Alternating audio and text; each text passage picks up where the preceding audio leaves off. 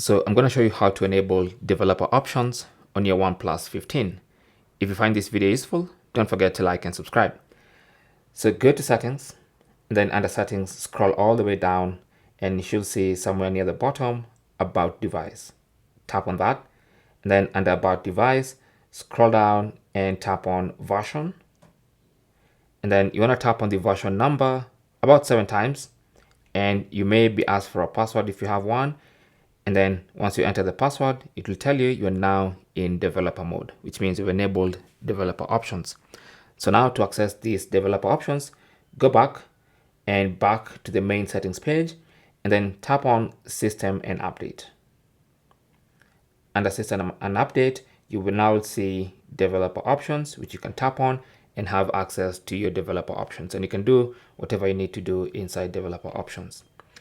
To disable developer options, you need to be inside those developer options. At the top there, you will see the toggle button where you can turn off. It's going to ask to restart your phone. And as soon as the phone restarts, you'll have turned off those developer options.